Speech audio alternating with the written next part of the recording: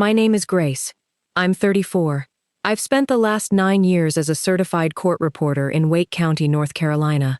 The person who sits 3 feet from the witness stand and captures every syllable that leaves a human mouth, even the ones they wish they could take back. So when my mother stood at the podium of Faith Harvest Community Church on Homecoming Sunday and told 214 people that I was the daughter who abandoned her family, I didn't flinch. I didn't gasp. I reached for the glass of water in front of me, took a slow sip, and opened my phone to a folder I'd labeled Mom, Receipts. 47 screenshots. Dated. Time-stamped. Every ugly word she'd sent me over the past 14 months. Right there in her own handwriting. She'd rehearsed her version for an audience. She hadn't counted on me bringing the transcript. Welcome back to Karma's Keeper, where we tell stories about women who stopped performing someone else's version of the truth. If you've ever sat in a pew and heard someone rewrite your life while everyone nodded along, this one is for you. Drop a comment and be sure to subscribe. But let me take you back 6 years before that Sunday, to the house on Ferncrest Road where I grew up, and the kitchen table where everything in my family was decided. Or at least, where everything was decided for me. Garner is one of those towns on the southern edge of Raleigh, where everyone knows which church you attend before they know your last name. We were Faith Harvest people. 3rd row left every single Sunday, for as long as I had memory. My mother, Lorraine, wasn't just a member. She was the circulatory system of that congregation. She organized the potlucks, led the women's ministry phone tree, coordinated vacation Bible school, and personally delivered casseroles to every family within a 12-mile radius who experienced a birth, a death, or a bad diagnosis. She was beloved, and she understood exactly what that currency was worth. My father, Dale, was the man who carried the folding tables and never contradicted her. He'd nod when she spoke, drive where she pointed, and leave the room when she raised her voice. I don't say that to be cruel. I say it because I spent 18 years watching a man choose silence like it was a religion of its own. I was the oldest of 2 girls. My sister Chloe was 4 years younger, blonde where I was dark, soft-spoken where I was direct, and, in my mother's accounting, the one who needed protecting. I was the one who could handle things. That distinction sounds like a compliment until you understand what it actually meant in practice. When I was 16, our church's fellowship hall flooded during a storm. My mother volunteered me to spend 3 consecutive Saturdays ripping out wet carpet and repainting baseboards. Chloe was excused because she had a dance recital to prepare for. When I was 17, my grandmother's medical bills started arriving, and my mother opened a savings account in my name, then withdrew from it without telling me to cover a $1,400 insurance gap. When I asked about it, she said, "Grace, you're the strong one. Chloe can't handle that kind of pressure." I was standing at the kitchen sink when she said it, filling a glass with tap water. I remember the water running over my fingers because I held the glass there too long, processing what she'd actually told me, that being capable was a debt I owed, and that debt would never be paid off. I got my court reporting certification at 22 from a community college program I paid for, with a combination of Pell Grants and weekend shifts, at a medical billing office. My mother attended 0 of my classes, and one of my milestones, the certification ceremony, where she spent 20 minutes telling another parent about Chloe's acceptance to East Carolina. I sat in my folding chair holding the little padded certificate folder and a bottle of water from the refreshment table, and I made a decision that would take me 5 more years to actually execute. I would build a door, and I would walk through it. By 25, I was working full-time at the Wake County Courthouse. By 27, I'd been requested by 3 judges for their courtrooms specifically. By 28, I was making $62,000 a year and renting a 1-bedroom apartment in a complex with a pool I never used and a parking spot that was mine. That apartment was 43 minutes from Ferncrest Road, but those 43 minutes felt like a country border. Here's what no one tells you about being the family fixer. When you stop fixing, they don't adjust. They escalate. The calls started the month I moved. Not "how are you" calls. Operational calls. The furnace needed a part. Could I send $300? Chloe's car insurance lapsed. Could I cover just this month? The church was doing a building fund drive, and Mom had pledged $500 in the family's name. Could I handle my share? My share was always more than half. I covered the furnace. I covered the insurance. I covered the pledge. Then I got a call on a Tuesday evening while I was reviewing a trial transcript, 312 pages of a custody dispute, and my mother asked me for $2,000 to help Chloe with a deposit on a rental house. I said no, not I can't, not maybe later. I said, no, Mom. I can't keep doing this. The silence on the line lasted 4 seconds. I know because I count silence professionally. 4 seconds in a courtroom means someone is about to lie, or someone is about to tell the truth they've been avoiding. My mother did neither. She said, well, I guess we know where your priorities are, and hung up. That was November, 2 weeks before Thanksgiving. She didn't invite me for the holiday. I spent it eating Thai takeout on my couch with a glass of water on the side table and a true crime podcast playing in the background, and I told myself I was fine. I was mostly fine. The part of me that wasn't fine was the part that could still hear her voice saying, sweetheart, in that particular way that made obedience sound like love. Over the next 14 months, the texts arrived in clusters. Some weeks nothing.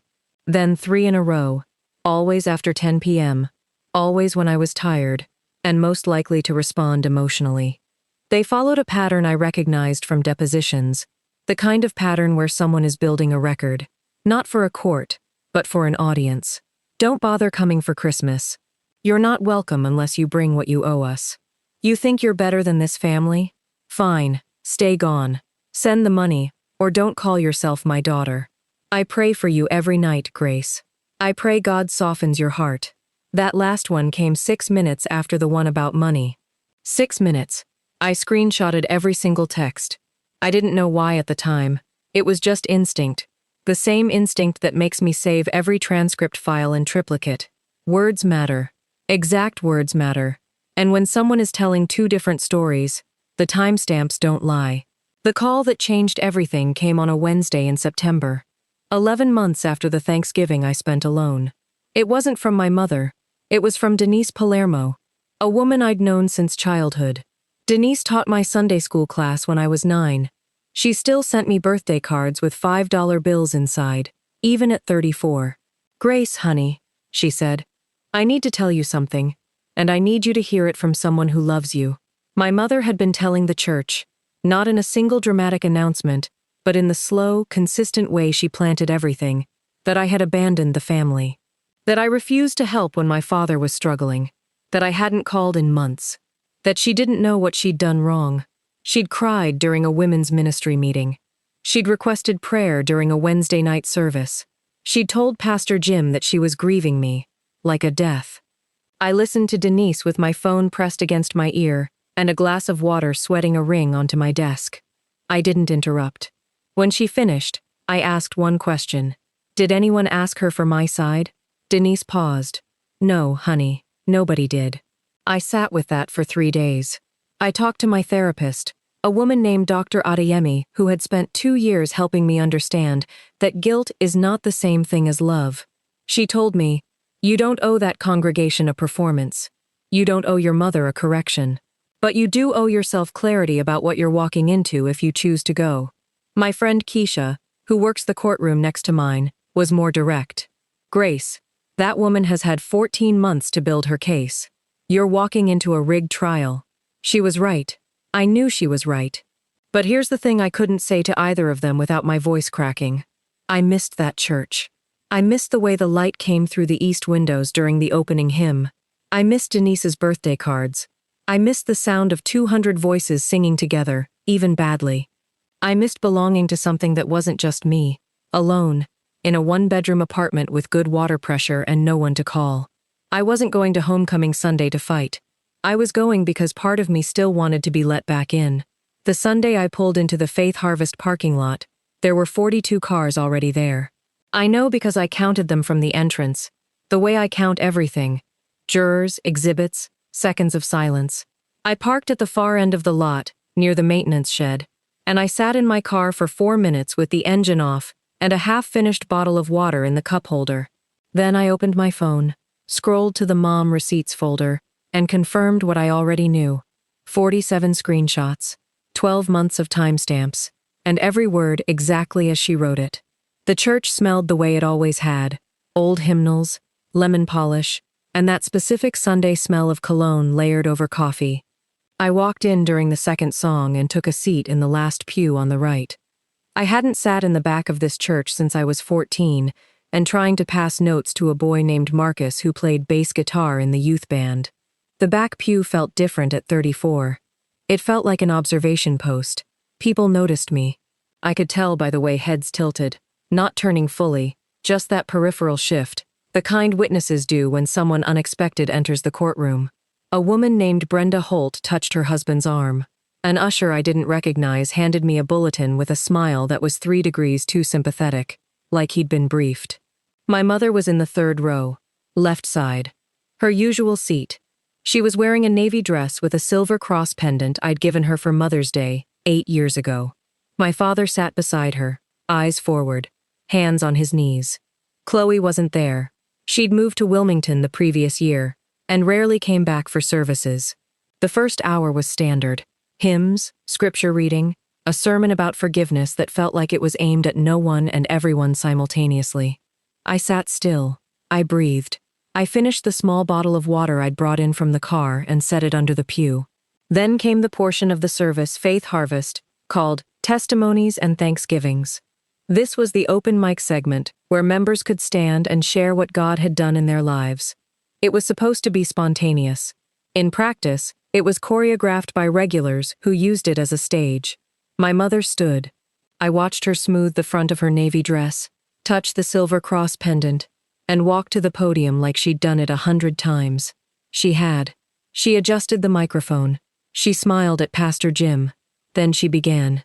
"Many of you know," she said, "that this past year has been the hardest of my life. My oldest daughter, Grace, some of you remember her, she made the choice to walk away from this family. I've tried, Lord knows, I've tried to reach her. I've called, I've texted, I've prayed until my knees were raw." She paused. Her voice trembled in exactly the right places. "I don't know what I did wrong. All I know is that my daughter abandoned me, and I'm standing here asking for your prayers because I can't carry this alone." 214 people murmured. Several women in the front rows reached for tissues. A man in the second row said, "We're with you, Lorraine." My father stared at the carpet. If you've ever heard someone lie about you in a room full of people who believe them, you know the feeling isn't anger. It's something colder. It's the sensation of watching your own history get overwritten in real time, and realizing that the new version is the one that's going to stick, unless you do something about it right now. I stood up. I didn't rush. I straightened my jacket, the same charcoal blazer I wear to depositions when I need to feel professional and composed. And I walked down the center aisle. My flats made almost no sound on the carpet. My mother was still at the podium, dabbing her eyes. She saw me when I was about 10 feet away, and I watched her expression cycle through 3 things in rapid succession. Surprise, then a flash of performance-ready warmth, then something underneath both. A quick, hard calculation. "Pastor Jim," I said, stopping at the front. My voice was level, courtroom level. "I'd like to respond to what was just shared, if that's all right. I think the congregation deserves the complete record." Pastor Jim looked at my mother, then at me, then at the congregation. He was a decent man, late 50s, bifocals, the kind of pastor who believed in fairness, even when fairness was inconvenient. He nodded. "Go ahead, Grace." I stepped to the podium. My mother moved to one side but didn't sit down. I could feel her standing 4 feet to my left, close enough that I could smell her perfume, the same jasmine she'd worn my entire life. I opened my phone. The screen was bright under the sanctuary lights. "My mother said she tried to reach me," I said. "She did. By text. I have those texts here, and I think you should hear exactly what they say." The silence in that room had weight. I've sat through silences in courtrooms, the kind that follow a verdict, the kind that follow testimony so damaging that no one knows where to look. This was that silence. I read the first text, December 3rd, 10:47 p.m., from Mom. I kept my voice exactly as I'd keep it reading a transcript back to a judge. Clear, paced, neutral. Quote, "Don't bother coming for Christmas. You're not welcome unless you bring the $2,000 you owe me." End quote. A sound moved through the congregation, not a gasp, something lower. A shift. December 5th, 11:12 p.m. I continued. Quote, "You think you're better than this family? Fine. Stay gone." End quote. December 12th, 9:38 p.m. Quote, "Send the money or don't call yourself my daughter." End quote. I read 4 more. Each one dated, each one timed, each one in my mother's exact words. I didn't editorialize. I didn't add commentary. I just read them the way I read transcripts. Because the words, when they're accurate, do the work themselves. "Grace," my mother said from beside me. Her voice had shifted. The tremble was gone. Underneath it was something flat and tight. "Grace, that is not. You're taking those out of context." I didn't turn to face her. I looked at the congregation. "There's one more," I said. January 9th, 11:04 p.m. Quote, "I told the women's group you refused to come home. Everyone feels sorry for me. That's the only thing you're good for anymore. Making me look like a victim." End quote. 11:04 p.m. She had sent that one 6 minutes after a text that read, "I'm praying for you, sweetheart." 6 minutes. I'd checked the timestamps so many times I could see them with my eyes closed. The room didn't erupt. That's not how it works when the truth enters a space that's been filled with a comfortable lie. What happens is quieter and worse. For the person who told the lie. People look down. They shift in their seats. They look at the person they believed and their faces don't show anger. They show recalibration. They show the private, internal work of reclassifying someone from victim to something else entirely. My mother's hand went to the silver cross pendant. She gripped it. Her smile was still there for another 2 seconds, I counted. And then it dissolved. Not dramatically. It just went out. The way a candle goes out when you stop shielding it from the draft. "You had no right," she said. Her voice was shaking now, but it was a different kind of shaking. Not performed grief. Actual loss of control. Those were private messages. You had no right to read those in my church. I set my phone face down on the podium. "You made it public first, Mom," I said. "I just added the primary sources." She turned to my father. "Dale, say something." My father looked at her, then he looked at me, then he looked at the carpet between his shoes. He opened his mouth, and nothing came out. He sat down. Brenda Holt in the 5th row was crying. Not sympathetically.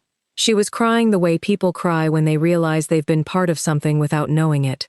An older man named Curtis, who ran the church's finances, had his arms crossed and his jaw set. The usher who'd handed me the bulletin was standing near the door, very still, holding a stack of programs against his chest.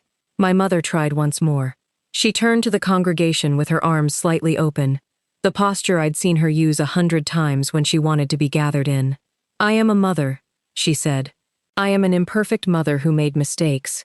But I did not deserve to be humiliated in my own church by my own daughter. I didn't respond to that. I didn't need to." Curtis, from the 5th row, said it for me. Quietly, but in the acoustics of that sanctuary, everyone heard it. "Lorraine, did you send those texts?" She didn't answer.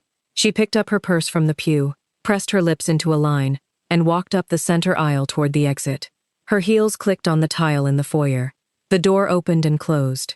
My father followed 10 seconds later, head down, keys already in his hand. If you've ever stood your ground in a room that used to feel like home, hit subscribe. You'll want to see how this lands. I stood at that podium for another few seconds after she left. Pastor Jim stepped beside me and put his hand briefly on my shoulder. He didn't say, "I'm sorry," or, "That was brave." He said, "Would you like a glass of water, Grace?" I almost laughed. I said, "Yes, please." He brought me one from the small table beside the piano. A clear plastic cup, half full, with condensation already forming on the outside. I held it with both hands and took a sip, and it tasted the way water always tastes when the hardest part is over. Clean. I drove home with the windows down, even though it was 61 degrees, and the air smelled like October. I didn't turn on the radio. I didn't call anyone. I held the steering wheel at 10 and 2, and watched the highway lines pass under my tires.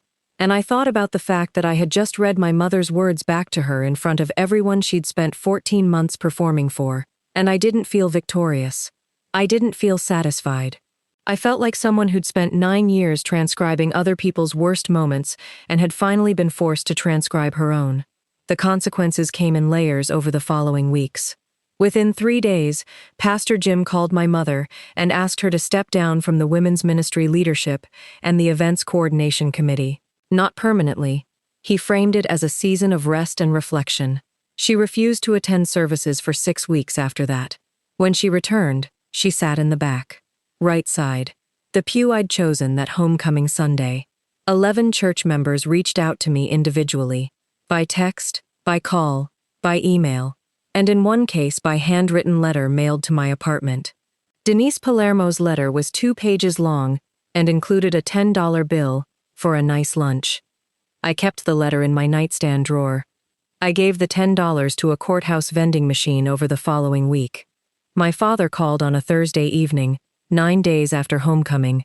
His voice was halting, full of the pauses I'd spent my career documenting. I'm calling because... He trailed off. Then, I should have said something. In there. I should have said something years ago. I told him the truth. Yeah, Dad, you should have. He didn't defend himself. He just said okay, and stayed on the line for another 40 seconds without speaking, before saying goodnight. It was, in its own small, insufficient way, the most honest conversation we'd ever had. Chloe texted me 2 days after that. It was short. I knew what she was doing. I knew about the texts. I should have backed you up. Can we get lunch sometime? I said yes. We met at a diner halfway between Raleigh and Wilmington 3 weeks later, and she told me things about what happened in the house after I left. Requests for money redirected to her, guilt campaigns, the same playbook with a different name on it. We didn't hug. We didn't cry. We split a plate of onion rings and talked like 2 people who were meeting for the first time and recognizing each other anyway. My mother eventually reached out. A single text, 43 days after homecoming. I want to talk. I responded, I'm open to that, but only with a family counselor present. I'll send you 3 names. Pick one, and I'll show up. She didn't respond for 2 weeks. Then, fine. We had our first session on a Tuesday afternoon in January. I brought a bottle of water and set it on the table beside me. The counselor's name was Dr. Rowan, and she had a firm handshake and a policy about not taking sides. I liked her immediately. I'm not going to tell you we're healed. I'm not going to tell you my mother apologized in a way that made everything better, because she hasn't. What I will tell you is that she showed up. She's showing up, and I have made it clear, in that counselor's office, in my own calm voice, with my water glass steady in my hand, that I will help her. I will sit across from her. I will do the work. But I will never again be the family transcript that gets edited before it's entered into evidence. If this story stayed with you, share it with someone who needs to hear it. Here's what 9 years in a courtroom taught me that my family never could. The truth doesn't need volume. It doesn't need dramatics. It doesn't need you to cry or yell or beg people to believe you. It just needs to be read into the record, exactly as it was spoken, in front of the people who need to hear it. And once it's in the record, no one can take it back. That's my story. I'm sitting at my desk right now, end of a long day, with a glass of water leaving a ring on a coaster I've had since my first year at the courthouse. The glass is almost empty, but I'm not in a hurry to refill it. Some things can stay just as they are for a while. I want to ask you something. Have you ever had someone rewrite your story for an audience? And if you did, what did it take for you to set the record straight? Tell me in the comments. I read every single one. Share this with someone who needs to hear it. Drop a comment, hit subscribe, and I'll see you in the next one.